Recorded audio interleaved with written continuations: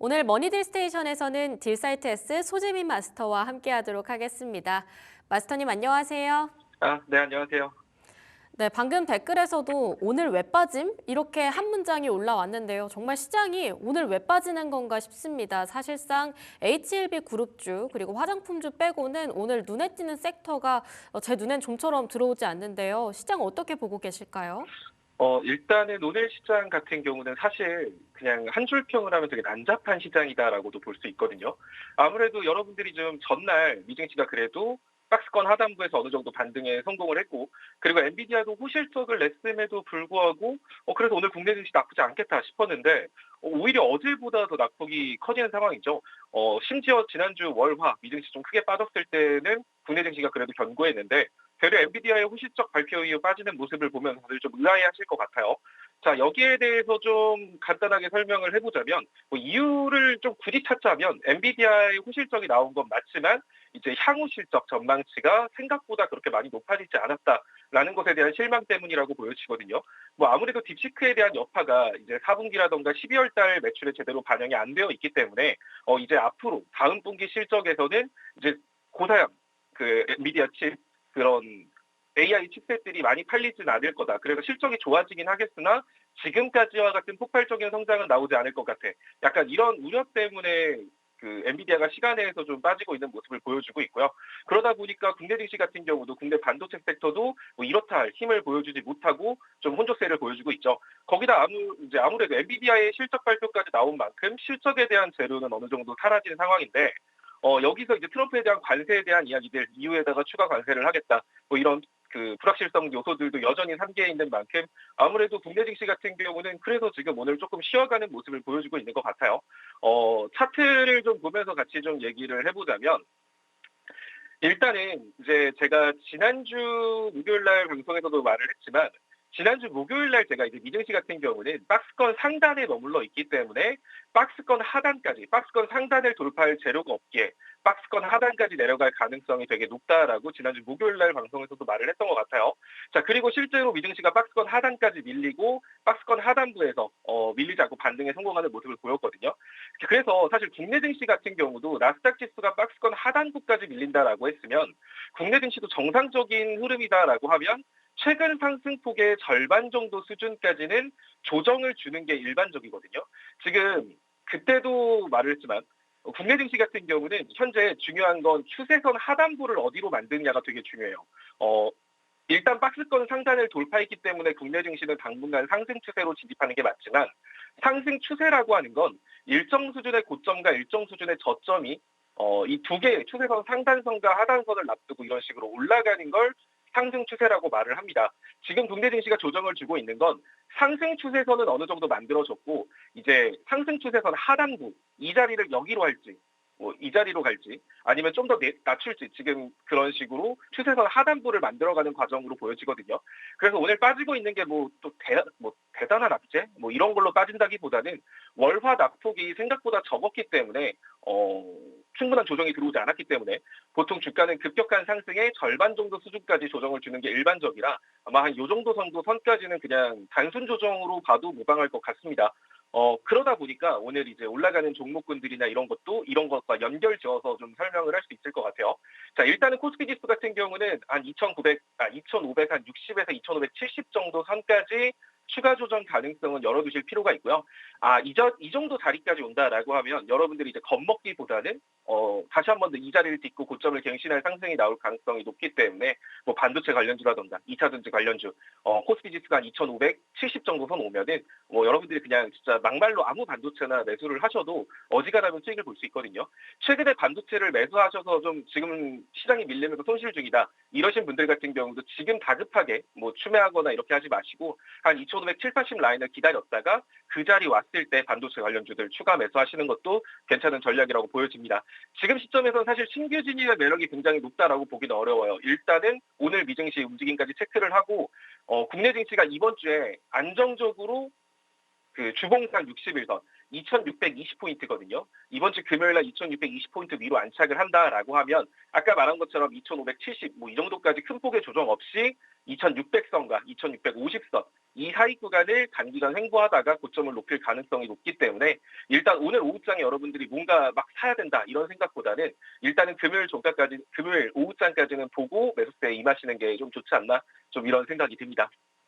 네, 난잡한 시장이다라고 평가를 해주셨고요. 금요일 오후장까지는 관망세를 유지하도록 하겠습니다. 확실히 뭐 EU에다가 관세를 부과하겠다라고 얘기를 한 것도 그렇고요. 캐나다와 멕시코 관세에 있어서도 강경한 입장을 표현을 하기도 했습니다. 이렇게 바깥으로도 시끄러운데 요즘 안에서도 참 많은 이야기들이 돌고 있죠. 정치적으로 참 떠들썩한 것 같습니다.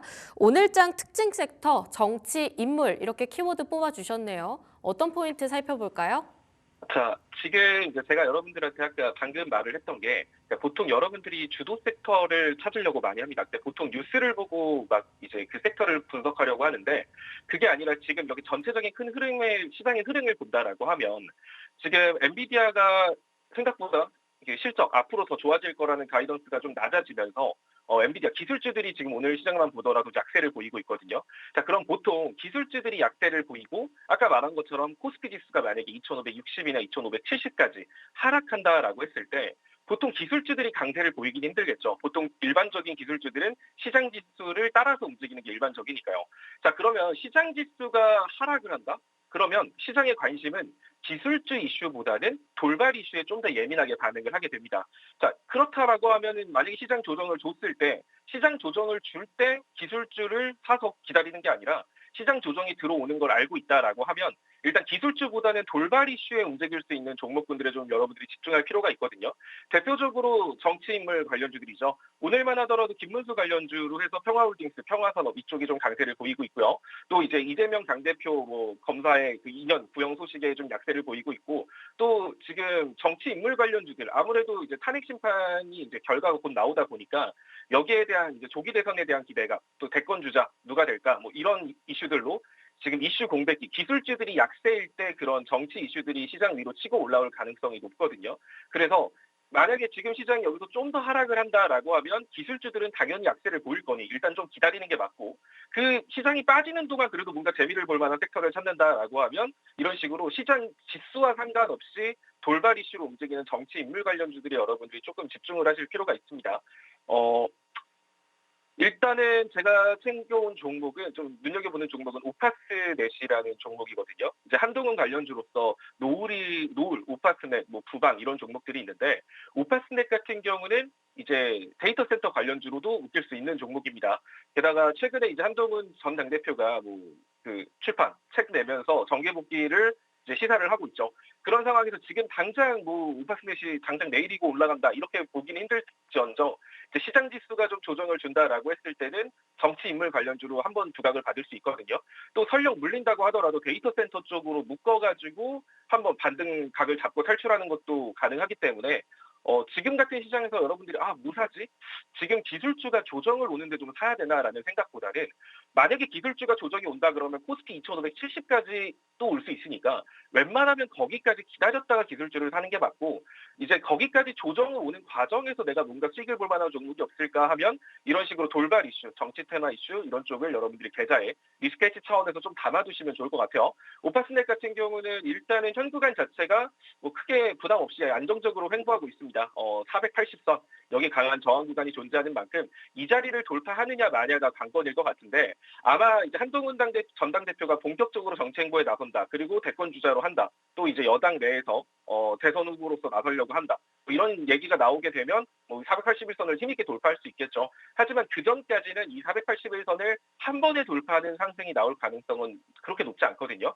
그래서 일단은 현 구간부터 해서 아래까지 좀 여유를 가지고 분할 매수한다는 생각으로 현 구간부터 한 9,000원 정도 라인까지 9,000원 정도 라인까지 분할 매수를 해보고요. 그리고 목표가 같은 경우는 단기적으로는 1,200원 라인이 480이니까 481선 볼벤 상단 위치이기 때문에 한 1,200원 정도 부근, 10,000원, 1,200원 정도 부근을 단기 목표가로 잡고 투자를 하시면 될 것 같아요.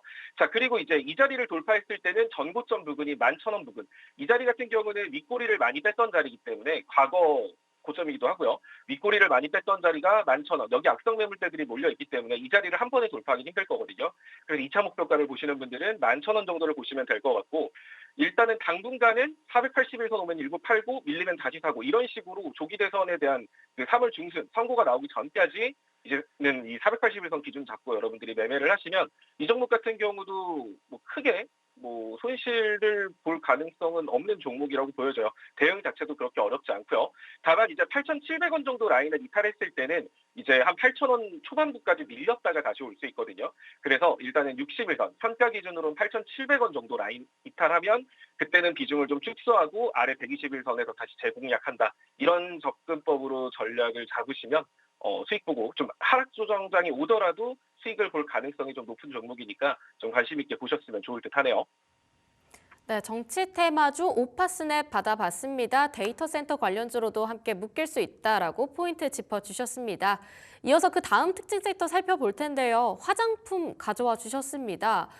아무래도 다음 주부터 진행될 양회, 거기에 따른 중국 부양책에 대한 기대감도 있을 거고요. 한한령 해제에 대한 이슈도 함께 있겠습니다. 화장품주 쪽에서는 어떤 포인트에 주목하고 계실까요? 사실 오늘 아마 다른 전문가들뿐만 아니라 많은 방송에서 아마 화장품 관련주를 얘기를 하고 있을 것 같은데, 사실 이것도 좀 왜 화장품주가 이렇게 강한지를 좀 생각을 해보자면, 뭐 당연히 뭐 다들 아시는 것처럼 한알령을 5월달에 해제한다 뭐 이런 이야기들도 있고, 그런데 이제 그런 의문점이 들어야죠. 근데 왜 하필 오늘 화장품이 강세일까? 여기에 대한 의문점을 가지셔야 돼요. 지금 뭔가 새롭게 이슈가 나온 게 아닌데 오늘 화장품이 강세인 이유는 앞서 말한 시장 분위기랑도 연결지어서 생각을 해볼 수가 있어요. 결국 지금 미증시가 최근에 낙폭을 보였던 이유 중에 하나는 엔비디아가 약세를 보였다? 뭐 그것도 있지만 아무래도 경기가 좀 위축되고 있다라는 불안감 때문일 거예요. 경기가 위축되고 있다는 불안감 속에 연준 같은 경우는 트럼프 대통령의 관세 정책이 어떤 식으로 향후 인플레이션을 자극할지 모르기 때문에 섣부른 금리 인하보다는 관망을 하겠다라고 했죠. 경기가 위축된다라고 하면 보통 금리 인하를 통해서 경기 위축을 방어해주는 게 일반적이지만 지금은 그럴 수 없는 상황이기 때문에 지금 최근에 미증시가 낙폭을 엔비디아의 하락과 더불어 더 커졌던 거거든요. 자, 그렇다는 소리는 이제 경기가 위축된다라는 건 아무래도 기술주들의 약세, 또 엔비디아가 힘있게 치고 올라가지 못하고 시간에서 빠지는 모습을 보니까 이거 기술주들이 좀 약세를 보이겠는데? 라는 생각. 그럼 기술주의 약세, 그리고 여기다 추가적으로 그 경기가 위축될 수 있지 않을까라고 생각을 한다면 결국 시장에 집중할 수밖에 없는 건 실적이 괜찮은 종목, 그리고 경기 방어주 이런 쪽으로 시장에 관심이 갈 수밖에 없거든요. 단기적으로 위험을 회피하려는 심리가 커질 수 있다는 거죠. 근데 화장품 같은 경우는 실적도 잘 나오고 있고 아무래도 그러니까 경기 방어주에 속하죠. 화장품이나 뭐 음료 이런 것들, 식품 이런 것들은 경기가 안 좋아도 소비를 하는 거기 때문에 경기 방어주 쪽으로 분류가 되는데, 그러니까 아무래도 이런 전반적인 상황과 맞물리면서 모든 화장품에 관심이 커졌다라고 보여지거든요. 뭐 한알령 해제에 대한 이슈도 있고, 뭐 화장품 관련주들 보니까 실적도 괜찮아 보이고 경기가 위축된다라고 하더라도 화장품 관련주의 실적이 잘 나오겠구나 이런 기대감 때문에 지금 화장품이 주목을 받고 있는 거지, 사실 오늘 화장품 관련주에 뭔가 대단한 호재가 등장을 했다던가 사실 그런 건 아니거든요. 그냥 시장 분위기에 잘 타이밍이 맞아서 움직였다라고 보여지는 만큼 일단 화장품 관련주를 부정적으로 볼 필요는 없지만 이제 앞으로 화장품이 앞으로 계속 좋을 거야 이런 생각은 좀 상당히 위험한 생각이라고 보여지거든요.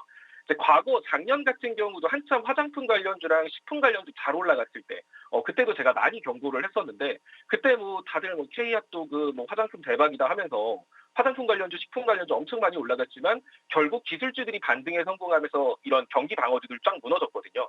결국 지금도 결국엔 금리 인하 사이클이 돌아가게 되면 기술주 중심의 상승으로 시장 지수가 올라가는 거지 화장품 관련주가 시장 지수를 올려줄 수 있지는 않거든요.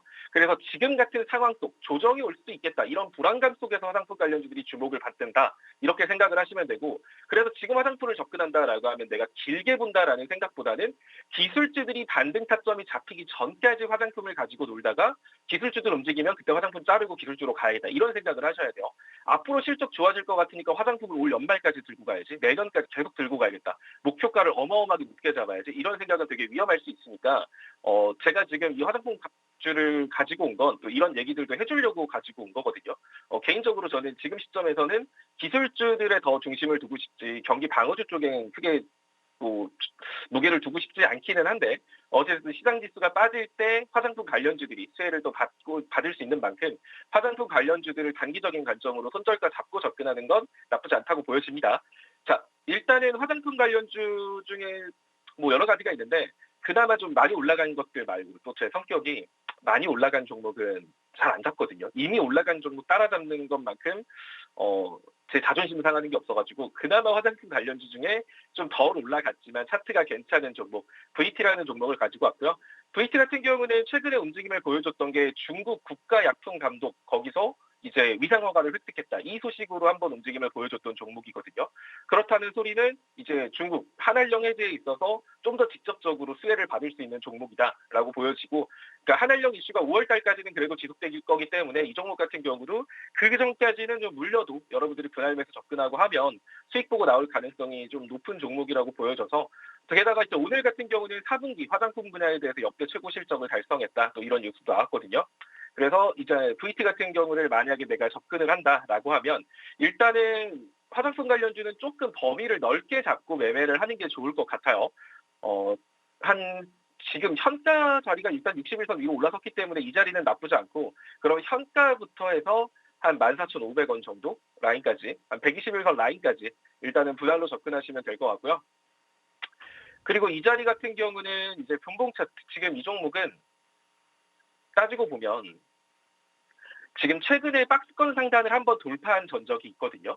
그러니까 이렇게 지금 고점에서 다른 화장품 관련주와는 다르게 버티면서 이렇게 박스권을 횡보했던 종목이에요. 자, 이때 박스권 상단을 돌파했지만 다시 안으로 들어왔습니다. 하지만 한 번 박스권 상단을 돌파했다라는 건 재차 고점을 높일 가능성이 높다라는 거거든요. 일단은 현 구간 자체는 급격한 낙폭의 절반 정도 수준의 기술적 반등이라서 여기서 다시 밀릴 수도 있어요. 박스권 하단까지. 뭐 3만 원 정도 선까지도 다시 밀릴 수도 있겠죠.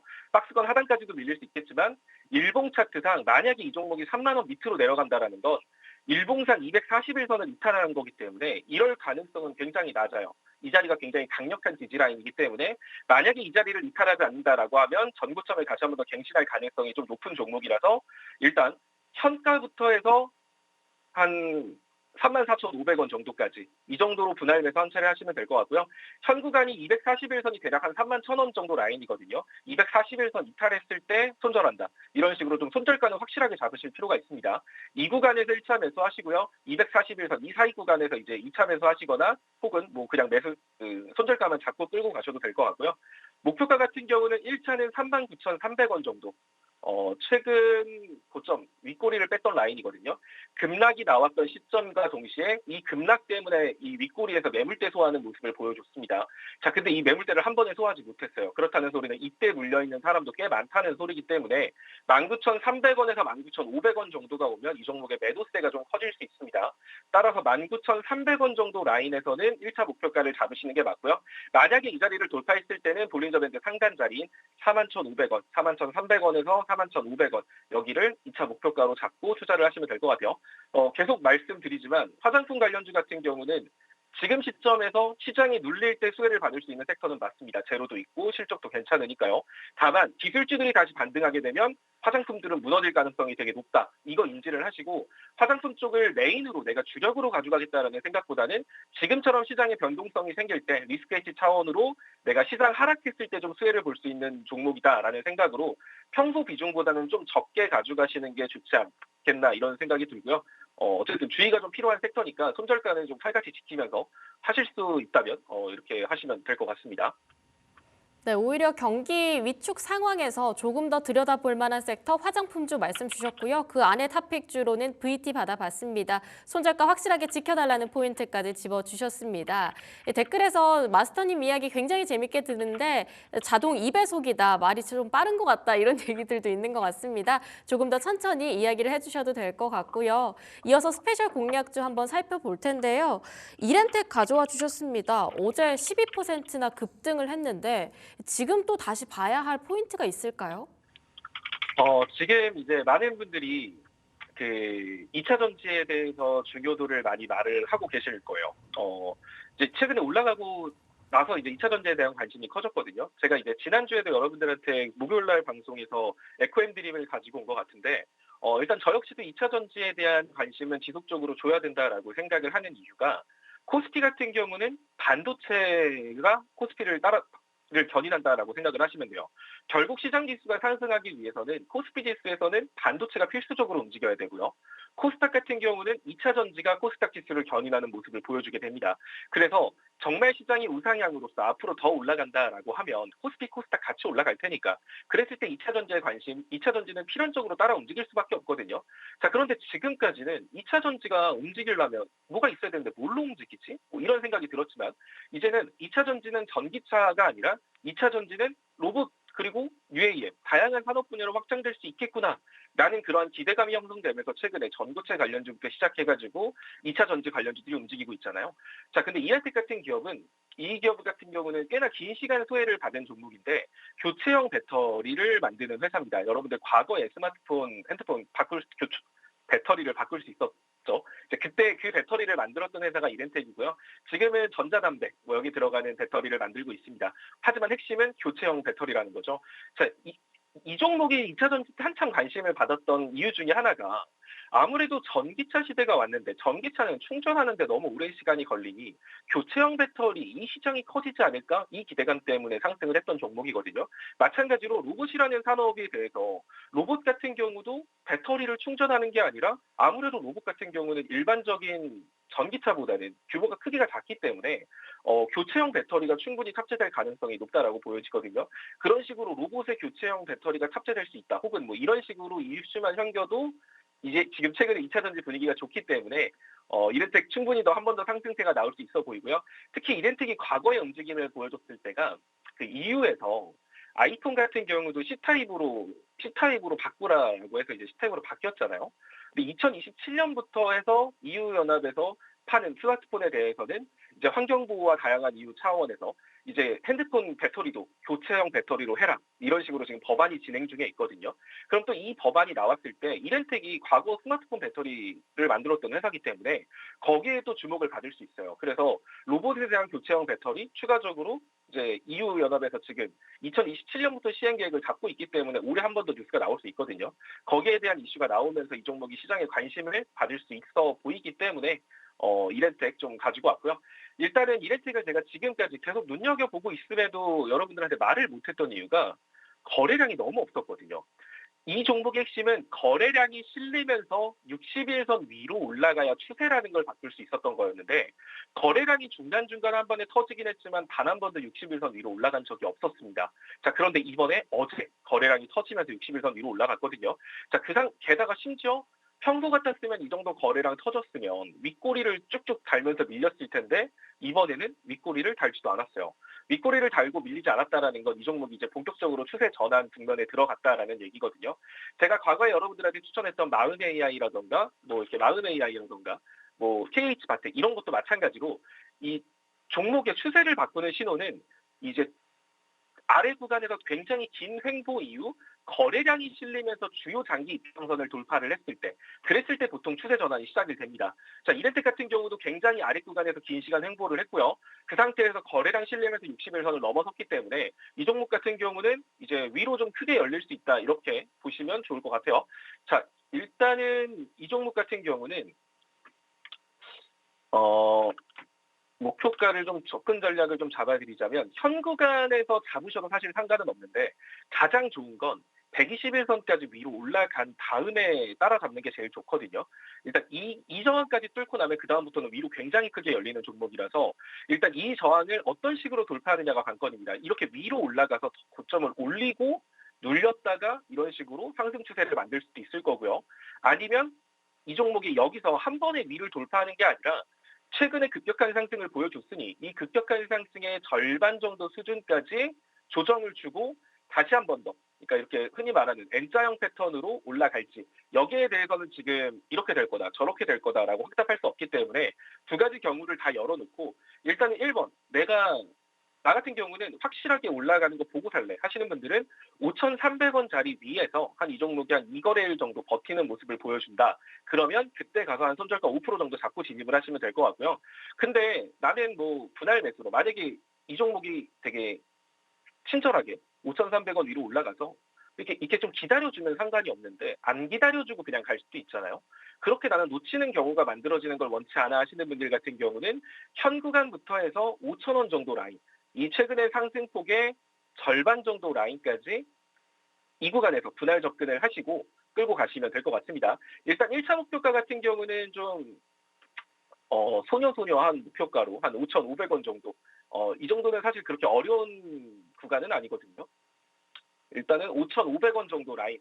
이 라인 부분이 이제 윗꼬리를 뺐던 과거 고점 부분이기 때문에 5,500원 정도 라인을 단기 목표가로 잡으시면 될 것 같고요. 자, 5,500원 정도 라인까지 소화했다. 그러면 6,300원 정도까지 좀 큰 폭의 상승이 나올 수 있기 때문에 단기 목표가는 5,500원, 그리고 2차 목표가, 중기 목표가 같은 경우는 6,300원 이렇게 잡으시면 될 것 같습니다.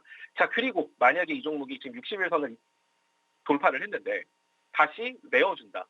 자, 4,800원 정도 라인을 다시 아래로 내어준다라고 하면, 자, 이 종목이 뭐 시장이 안 좋아서 이렇게 빠졌다라고 하면 문제가 없겠지만, 그냥 무난무난 시장 속에서 60일선을 이탈해서 다시 내려왔다라는 건 그냥 또 이 구간에서 또 한 세월 횡보하면서 다시 차트를 가다듬을 가능성이 생기거든요. 그럴 경우에는 기회비용 차원에서 좀 아쉬움이 생길 수 있기 때문에 일단 손절가 같은 경우는 4,800원 이탈했을 때는 여러분들이 좀 비중을 줄이거나 손절하고 다른 2차전지 관련주를 보시는 게 좀 더 나을 것 같습니다. 그래 정리하자면 5,300원 위로 안착하는 거 보고 들어가던가, 아니면 현가부터 5,000원까지 분할 매수를 하고 손절가를 4,800원으로 잡든가, 그리고 목표가는 5,500원, 2차 목표가는 6,300원 이렇게 잡으면 아마 이 구간대로 잡아드린 대로 하면 아무래도 수익 볼 가능성이 굉장히 높은 종목이니까 방송 보시는 분들은 소액이라도 한번 해보시면 좋을 것 같습니다. 네, 오늘의 스페셜 공략주 이렌텍 60일선이 상당히 중요해 보입니다. 만약에 여유로운 시간을 가지고 계신 분들께서는 현재가에서 5,000원까지 분할 매수, 조금은 더 조심스럽게 접근하고 싶다라고 하신다고 한다면 5,300원 라인대에서 천천히 접근을 해보는 전략으로 끌고 가보도록 하겠습니다. 자, 지금까지 딜사이트 S 소재민 마스터와 함께했습니다. 마스터님 좋은 말씀 감사합니다. 네, 감사합니다.